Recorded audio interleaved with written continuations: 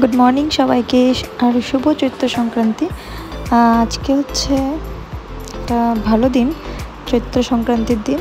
তো আমি নর্মালি সকালে ঘুম থেকে উঠে স্নান করে তারপর অফিসে যাওয়ার আগেই আমার রান্নাবান্না সব শেষ করতে হবে, যেহেতু আজকে আমাদের অফিস বন্ধ ছিল না।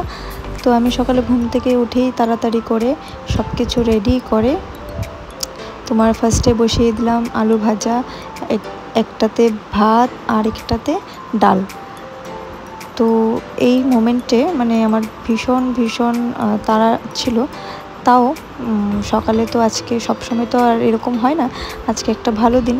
তো তাই আমি সকালেই তার ঘুম থেকে উঠে সবগুলো একদম ফ্রেশ করে রান্না বসিয়েছি। বেশি কিছু করিনি, শুধু ডাল, আলু ভাজি, আলু আর উস্তা ভাজি, তারপর ঢেঁকির শাক, সঙ্গে ব্রাহ্মীর শাক দিয়ে করেছি, আর এঁচোড় রান্না করেছিলাম। এগুলো করেই আমার 9:30 বেজে গেছে। কারণ এটা বুঝতে পারি না, সবসময় আমার এরকম হয়, সকালে ঘুম থেকে ওঠার পর যতই আমি তাড়াতাড়ি উঠি কিনা, মানে কীরকমভাবে যে এত তাড়াতাড়ি 9:30 বেজে যায় বুঝতেও পারি না। যদিও আমার 9টা থেকে 9:30টার মধ্যে অফিসে যেতে হয়, তাও বাট আমার এমনিতেই লেট হয়ে যায়।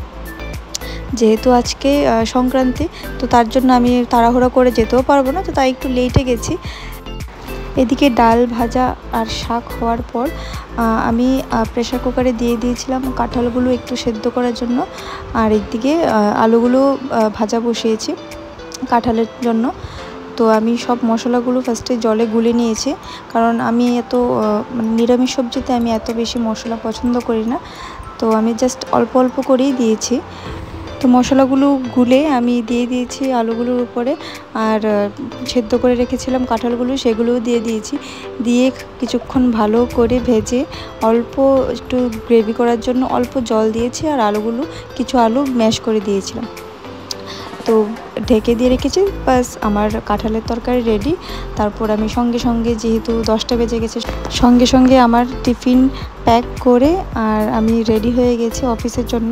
ও হ্যাঁ, আজকে আবার অফিসে ট্রেডিশনাল পরে যাওয়ার কথা বলেছে।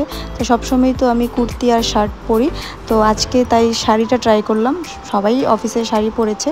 তো ইয়াস, এইভাবেই আমার আজকের দিনটা গেছে। আরও অনেকটা হেডেক ছিল, চাপ ছিল, তাই আর ভিডিও বানাতে পারিনি। তো তোমাদের সঙ্গে দেখা হচ্ছে আবার অন্য আরেকটা ভিডিওতে। টাটা।